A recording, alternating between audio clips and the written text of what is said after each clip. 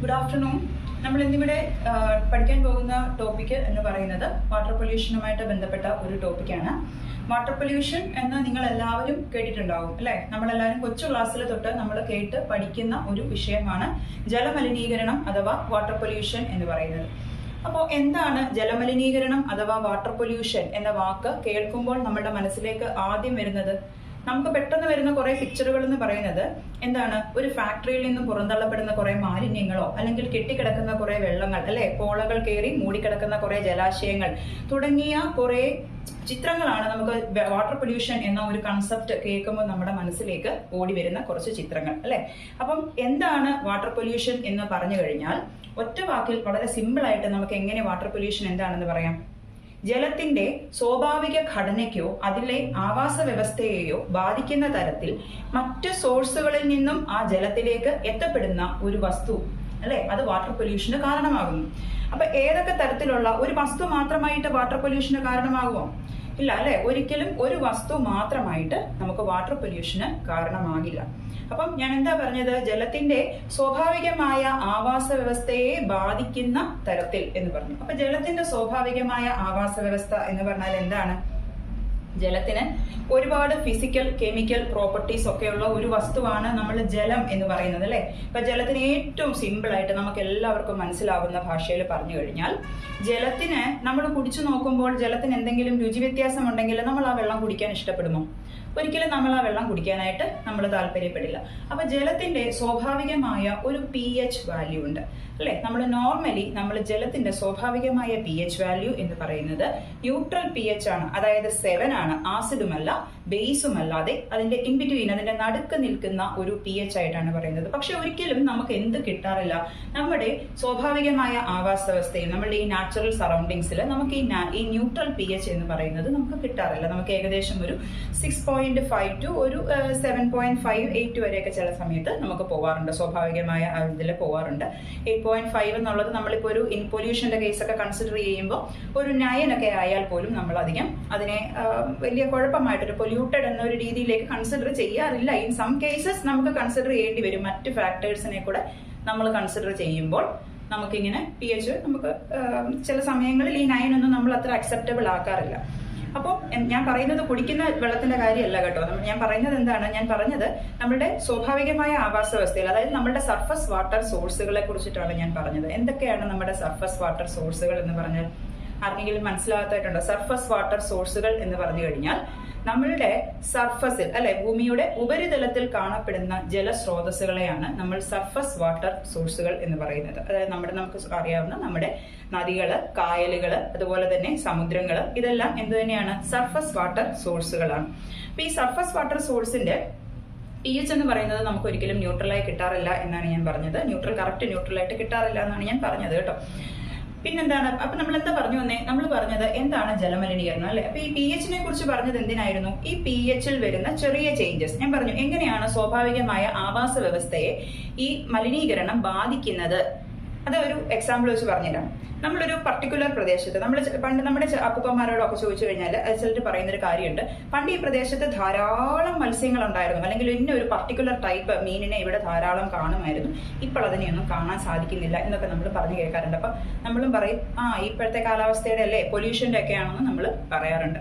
അപ്പൊ എന്താണ് ഇനി എന്തുകൊണ്ടായിരിക്കാം, ഏതൊക്കെ ഫാക്ടറുകളായിരിക്കാം? അപ്പൊ ആ ഒരു മത്സ്യത്തിന് ആ ഒരു പർട്ടിക്കുലർ അക്വാട്ടിക് എക്കോസിസ്റ്റത്തില് ജീവിക്കാൻ അതിനെ അനുവദിച്ചിരുന്ന, അല്ലെങ്കിൽ അതിൽ ഫ്ലറിഷ് ചെയ്യാൻ അതിനെ അനുവദിച്ചിരുന്ന എന്തോ ഘടകങ്ങളിൽ, ജലത്തിന്റെ ഘടനയിൽ അല്ലെങ്കിൽ ഒന്നുകിൽ ഘടകങ്ങളിൽ അല്ലെങ്കിൽ അതിന്റെ ഘടനയിൽ അവിടെ വ്യത്യാസം വന്നിട്ടുണ്ട്.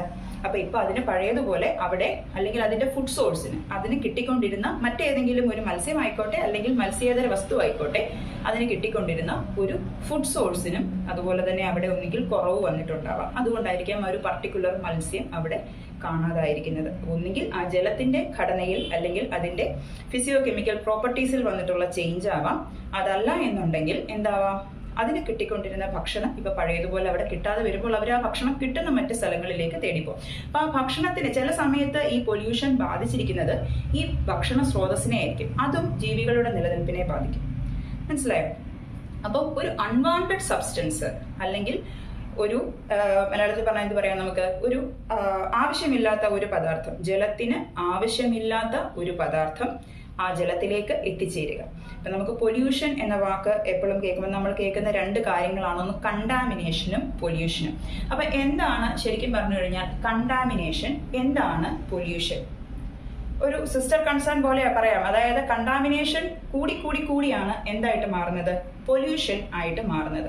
നമ്മുടെ ഡെയിലി ലൈഫിൽ നിന്നും കണ്ടാമിനേഷൻ ഒരു എക്സാമ്പിൾ പറയുകയാണെങ്കിൽ നമ്മൾ പറയും, ഇപ്പോൾ നമ്മുടെ വീട്ടിൽ നമ്മൾ പാല് എടുക്കുമ്പോൾ നമ്മൾ പറയും എന്ത് പറ്റും, ചില സമയങ്ങളിൽ ഈ പാല് പിരിഞ്ഞു പോകാറുണ്ട്.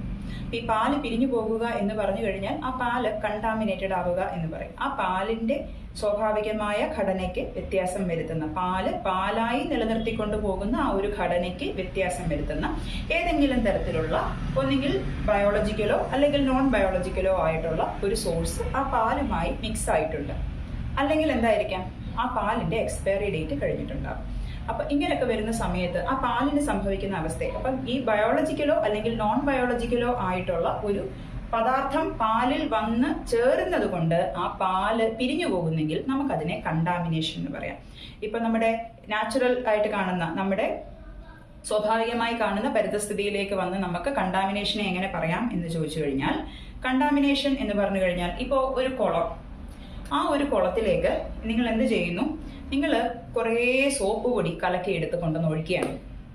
മനസ്സിലായോ? ആ കുളത്തിലേക്ക് നിങ്ങൾ കുറേ സോപ്പ് പൊടി കൊണ്ടുവന്ന് ഒഴിക്കുകയാണ്. വളരെ ചെറിയ ഒരു കുളമാണ്, നിങ്ങളുടെയൊക്കെ വീടിന്റെ ചുറ്റിലും കാണുന്ന വളരെ ചെറിയൊരു കുളമാണ്. ഒരു വലിയ ടാങ്കിൽ നിറച്ച് നിങ്ങൾ സോപ്പ് പൊടി കൊണ്ടുവന്ന് ഒഴിച്ചു കഴിഞ്ഞാൽ ആ ഒരു സംഭവം, ആ സോപ്പ് പൊടി എന്ന് പറയുന്ന ആ ഒരു പൊല്യൂട്ടന്റ് എന്തായിട്ട് മാറുന്നു, ആ ഒരു കുളത്തിനെ ബാധിച്ച ഒരു കണ്ടാമിനന്റ് ആയിട്ട് മാറുന്നു എന്ന് നമുക്ക് പറയാം. ഇത് വളരെ സിമ്പിൾ ആയിട്ടുള്ള ഒരു എക്സ്പ്ലനേഷൻ ആണ് കണ്ടാമിനേഷൻ എന്നുള്ളതിന്. പക്ഷേ ഇതേ സംഭവം ഒരു ഫെർട്ടിലൈസർ ഫാക്ടറിയിൽ നിന്നോ മറ്റോ പുറന്തള്ളപ്പെടുന്ന നൈട്രജന്റെയോ ഫോസ്ഫറസിന്റെയോ വേസ്റ്റ് പ്രോഡക്ട്സ് നമ്മളുടെ ഒരു നദിയിലേക്കോ മറ്റോ എത്തിച്ചേർന്ന് കഴിഞ്ഞാൽ എന്ത് സംഭവിക്കുന്നു, ആ ഒരു എൻറ്റയർ സിസ്റ്റം അല്ലെ, ഒരു ലാർജ് ഏരിയയെ ആ ഒരു വസ്തു കണ്ടാമിനേറ്റഡ് ആക്കുകയാണ്. നമുക്കറിയാം, നമ്മൾ ഉപയോഗിക്കുന്ന സോപ്പ് പൊടിയിൽ ഏറ്റവും കൂടുതൽ കാണപ്പെടുന്ന പൊല്യൂട്ടന്റ് അല്ല, ഏറ്റവും കൂടുതൽ കാണപ്പെടുന്ന ഒരു കെമിക്കലാണ് ഫോസ്ഫറസ് എന്ന് പറയുന്നത്.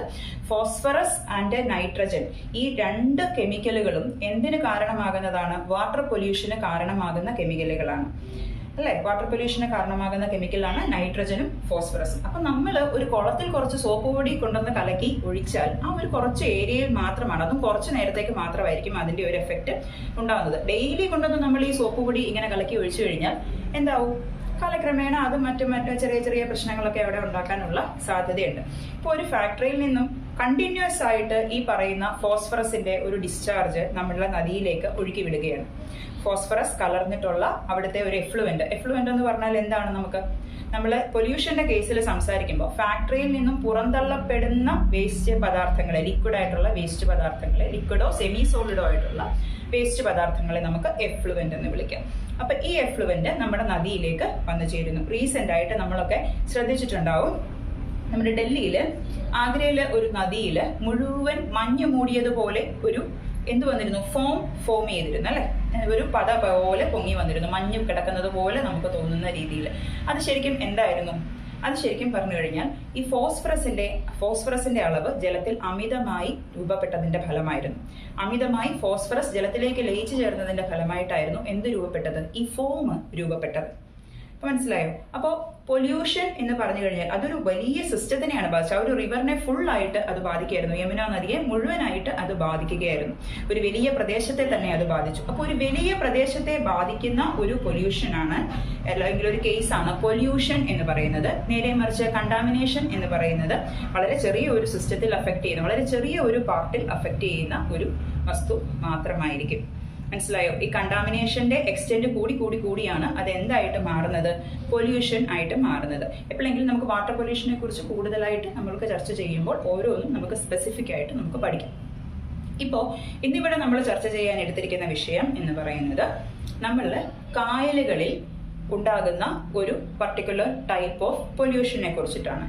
അപ്പോൾ നമുക്കൊക്കെ അറിയാം, ഞാൻ പറഞ്ഞു കായൽ എന്ന് പറയുന്നത് ഒരു സർഫസ് വാട്ടർ സോഴ്സ് ആണ് അല്ലേ.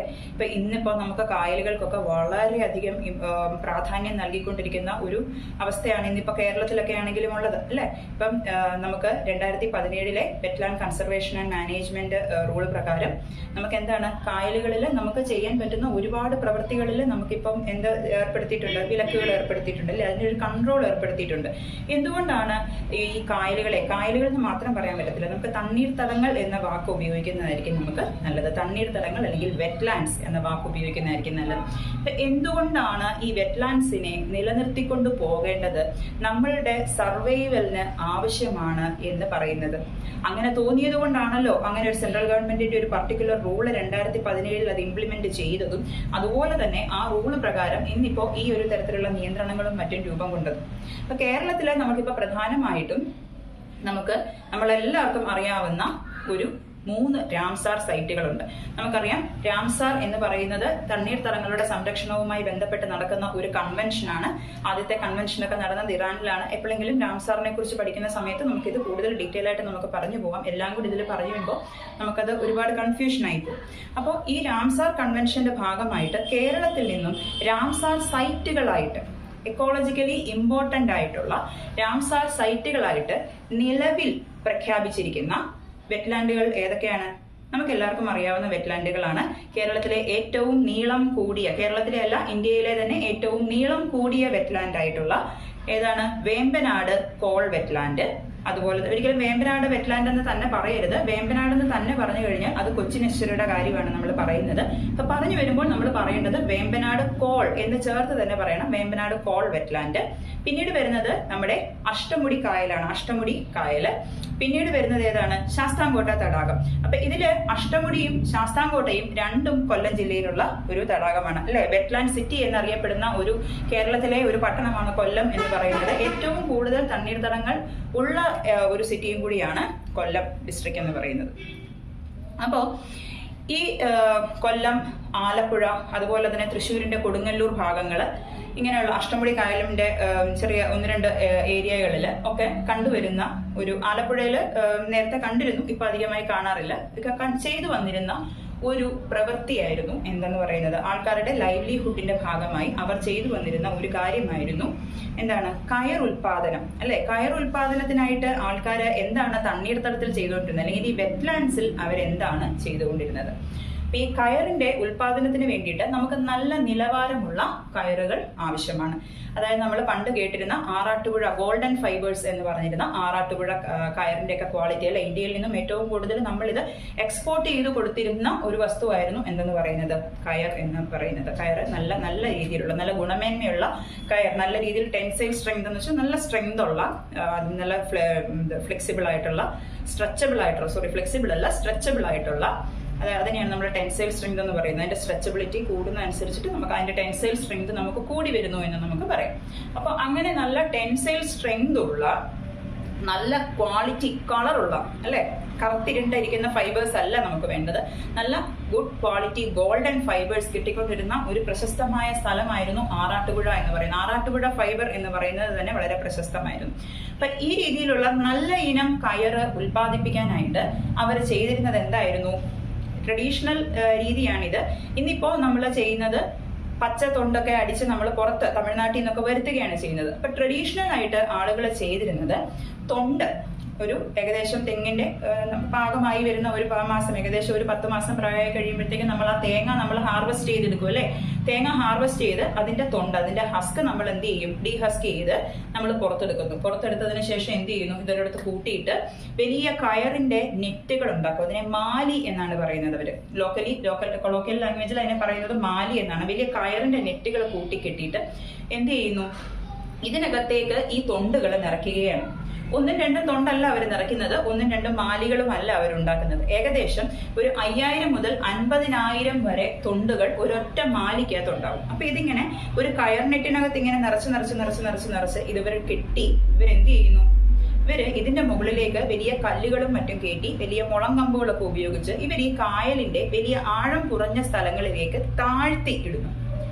മനസ്സിലായോ? ഇവരെന്ത് ചെയ്യുന്നു, കായലിന്റെയൊക്കെ ആഴം വലിയ ആഴമുള്ള ഒഴുക്കുള്ള സ്ഥലങ്ങളിലല്ല ഇത് ഇടുന്നത്. കായലിന്റെ ആഴം കുറഞ്ഞ സ്ഥലങ്ങളിൽ നമുക്ക് ഏകദേശം തീരത്തോട് ചേർന്ന് നമുക്കിങ്ങനെ ഉള്ള മാലികൾ കാണാനായിട്ട് സാധിക്കും. അതായത് മാലി എന്ന് പറയുന്നത് എന്തിനാന്ന് വെച്ച് കഴിഞ്ഞാൽ കയറിനെ കയറല്ല, തൊണ്ടിനെ ചീച്ചളിയിച്ചാണ് നമ്മൾ റെറ്റിംഗ് എന്ന് പറയും. നമ്മൾ ഇംഗ്ലീഷിൽ അതിന് റെറ്റിംഗ് എന്ന് പറയും. ഈ തൊണ്ടിനെ ചീച്ചളിയിച്ചാണ് നമ്മൾ എന്ത് ചെയ്യുന്നത്, അതിൽ നിന്നും നല്ല ഇനം ഫൈബറുകളെ വേർതിരിച്ചെടുക്കുന്നത്. അപ്പൊ തൊണ്ടിനെ ചീച്ചളിയിച്ചത് കൊണ്ട് മാത്രം നമുക്ക് വേർതിരിച്ചെടുക്കാൻ പറ്റില്ല. പിന്നീട് നമ്മൾ തൊണ്ട് തല്ലുക, അങ്ങനെ ഇതുമായി ബന്ധപ്പെട്ട ധാരാളം പ്രോസസ്സുകൾ വേറെയുണ്ട്. അപ്പൊ നമ്മൾ ഇതിന്റെ ഇനീഷ്യൽ സ്റ്റേജ് എന്ന് പറയുന്നത് നമുക്ക് ആദ്യം എന്ത് ചെയ്യണം, തൊണ്ടിന് നല്ല ഹാർഡായിട്ടല്ലേ തൊണ്ടിരിക്കുന്നത്. അപ്പൊ ഈ തൊണ്ടിനെ നമുക്ക് എന്ത് ചെയ്യുക, സോഫ്റ്റൻ ചെയ്തെടുക്കണം, അതിനെ മൃദുലപ്പെടുത്തിയെടുക്കണം. ഇതിനായിട്ടാണ് അവര് ശരിക്കും എന്ത് ചെയ്യുന്നത്, ഈ കായലുകളിലേക്ക് ഈ മാലികൾ കെട്ടിയിറക്കി വെക്കുന്നത്. പക്ഷെ ഇവിടെ എന്താണ് സംഭവിക്കുന്നത്, നമുക്കറിയാം ചെടികളിലൊക്കെ ധാരാളമായി അടങ്ങിയിരിക്കുന്ന ഒരു വസ്തുവാണ് പോളിഫീനോളുകൾ എന്ന് പറയുന്നത്, അല്ലെ? ചെടികളിൽ നമ്മൾ ഫീനോളിന്റെ കണ്ടന്റ് ചെടികളിലുണ്ട്. ചെടികളിൽ കാണുന്നത് ഒരു മൾട്ടിപ്പിൾ ടൈപ്പ് ഓഫ് എന്താണ് പറയുന്നത്, മൾട്ടിപ്പിൾ ടൈപ്പ് എന്നല്ല, കോമ്പൗണ്ട് ആണ്. ഫീനോളിന്റെ ഒരു കോമ്പൗണ്ട് ആണ്. പോളിഫീനോളായിട്ടാണ് ചെടികളിൽ ഫീനോള് കാണപ്പെടുന്നത്.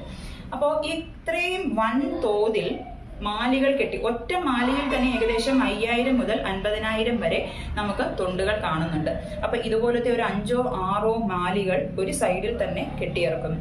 അപ്പൊ ഇങ്ങനെ കെട്ടിയിറക്കുമ്പോൾ എന്താണ് സംഭവിക്കുന്നത്, ഇങ്ങനെ കെട്ടിയിറക്കുമ്പോൾ ഈ പുറത്തു നിന്നുള്ള വെള്ളം, എന്തുകൊണ്ടാണ് കായലുകളെ ആശ്രയിക്കുന്നത് എന്ന് ചോദിച്ചു കഴിഞ്ഞാൽ, കായലുകളിൽ കാണപ്പെടുന്ന ഉപ്പിന്റെ അംശം ഈ കയറിന്റെ ഈട് നിലനിർത്തും എന്നാണ് പറയുന്നത്, അതിനെ കൂടുതൽ ബലപ്പെടുത്തും എന്നാണ് പറയുന്നത്. അതുകൊണ്ടാണ് നമ്മൾ ഏകദേശം ഒരു ഉപ്പിന്റെ അംശമുള്ള ജലമായ കായലുകളിൽ ഇത് ചെയ്യാറുള്ളത്.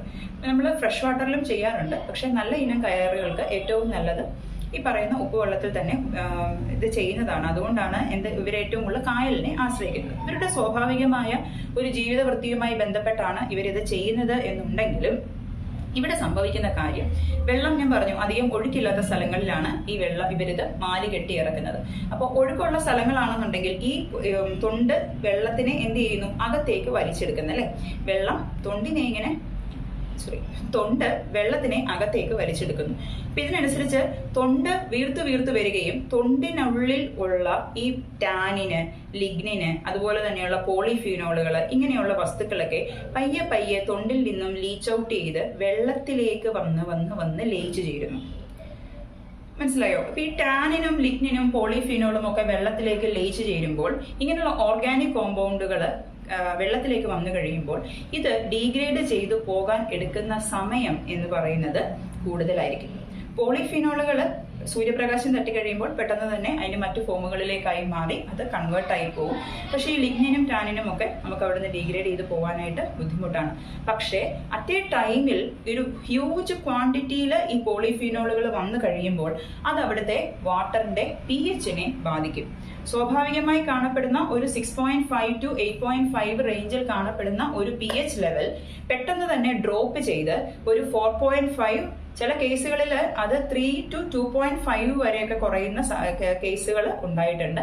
അപ്പൊ ഇങ്ങനെയുള്ള രീതിയിലേക്ക് ആ ഒരു pH ലെവൽ, വാട്ടറിന്റെ pH ലെവൽ കുറഞ്ഞു പോകാനുള്ള ഒരു പ്രശ്നത്തിന് കാരണമായിട്ട് മാറും. അപ്പൊ ഈ വെള്ളത്തിന്റെ pH ഇങ്ങനെ കുറഞ്ഞു പോയാൽ എന്താണ് നമുക്ക് അവിടെ സംഭവിക്കുന്നത്?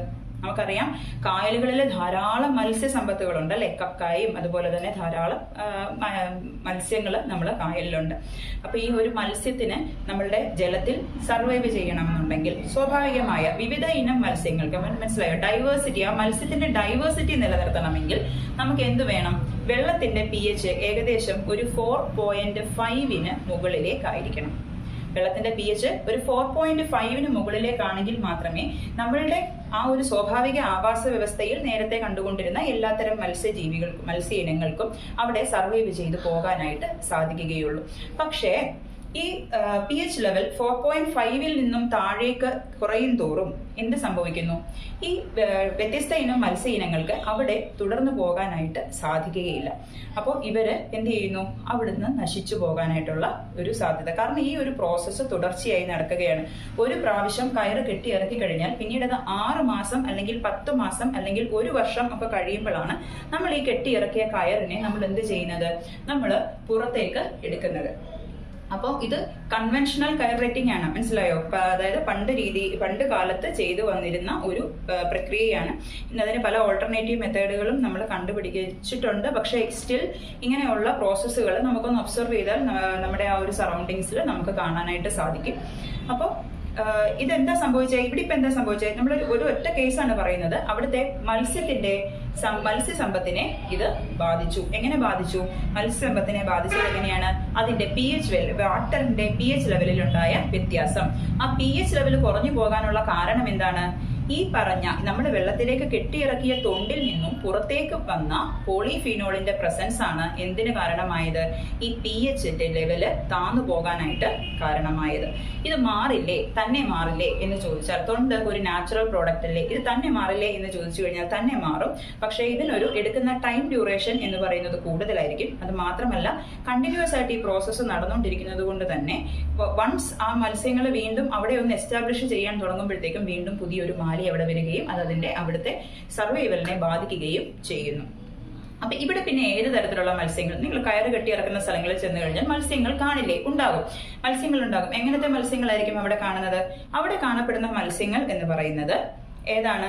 അവിടെ കാണപ്പെടുന്ന മത്സ്യങ്ങൾ ഈ പറയുന്ന pH ലെവലിൽ സർവൈവ് ചെയ്യാൻ പറ്റിയ അല്ലെങ്കിൽ ആ ഒരു കണ്ടീഷനുമായി അഡാപ്റ്റ് ആവാൻ കപ്പാസിറ്റി ഉള്ള മത്സ്യ ഇനങ്ങളായിരിക്കും ഇങ്ങനെയുള്ള ഏരിയകളിൽ നമുക്ക് കാണുന്നത്.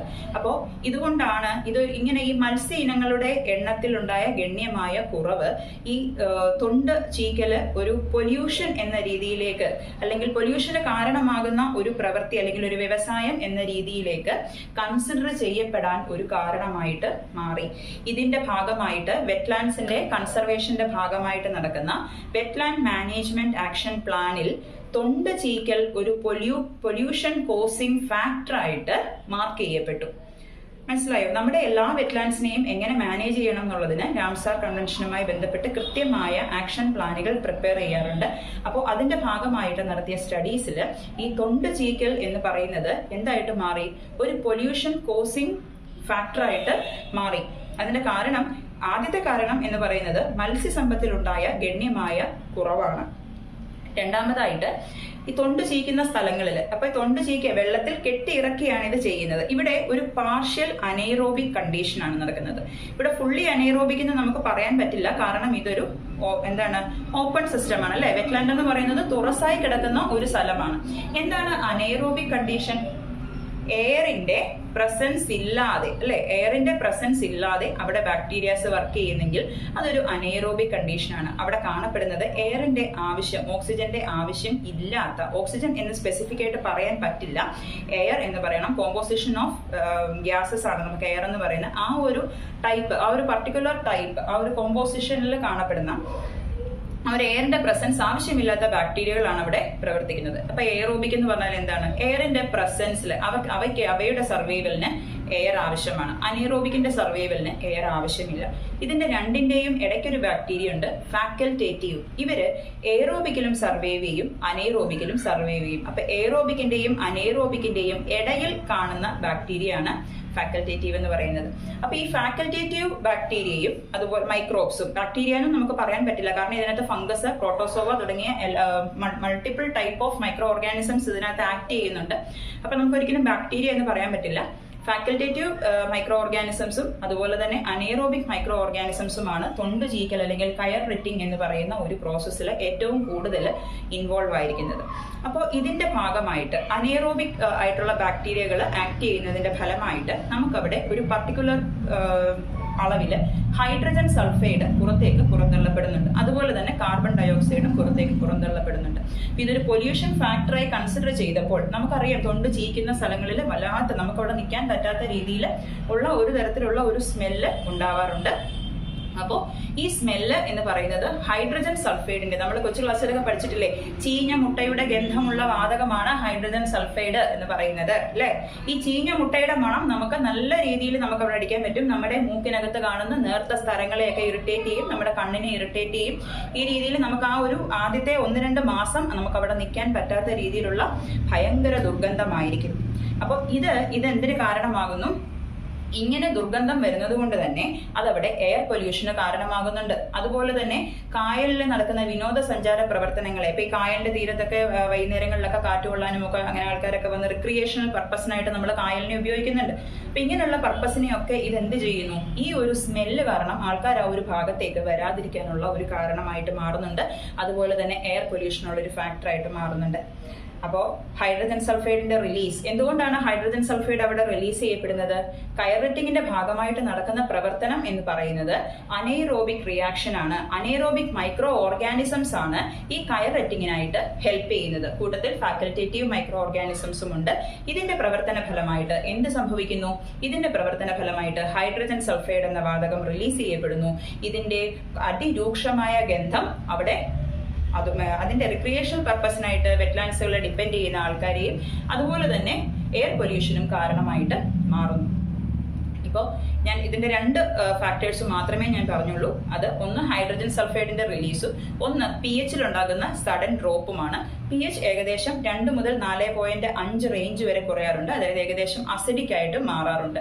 ഇത് മത്സ്യസമ്പത്തിനെ ബാധിക്കുന്നു എന്ന് പറഞ്ഞു. അതുപോലെ തന്നെ ഹൈഡ്രജൻ സൾഫൈഡിന്റെ റിലീസ് അവിടെ റിക്രിയേഷണൽ പർപ്പസിനായിട്ട് വെറ്റ്ലാൻഡ്സിനെ ഡിപ്പെൻഡ് ചെയ്യുന്നവരെയും അതുപോലെ തന്നെ ആ ഒരു പർട്ടിക്കുലർ ഏരിയയിൽ എയർ പൊല്യൂഷന് കാരണമായിട്ട് മാറുന്നു എന്നും പറഞ്ഞു. ഈ രണ്ട് ഫാക്ടേഴ്സ് പറഞ്ഞുകൊണ്ട് നമുക്ക് ഇന്ന് എയർ പൊല്യൂഷൻ കൊണ്ട് കാരണമാകുന്ന പ്രശ്നങ്ങളെ കുറിച്ചിട്ടുള്ള ചർച്ച നമുക്കിന്ന് നിർത്താം. ഈ ക്ലാസ് നമുക്കിന്ന് ഇവിടെ നിർത്താം. നമ്മുടെ സമയം ഒരുപാട് ആയിക്കൊണ്ടിരിക്കുകയാണ്.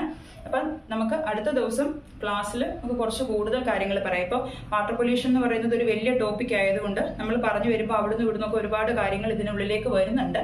ഇത് കേട്ടിട്ട് ഏതെങ്കിലും തരത്തിലുള്ള സംശയം ഉണ്ടെങ്കിൽ നിങ്ങൾക്ക് ക്ലാരിഫൈ ചെയ്യാവുന്നതാണ്.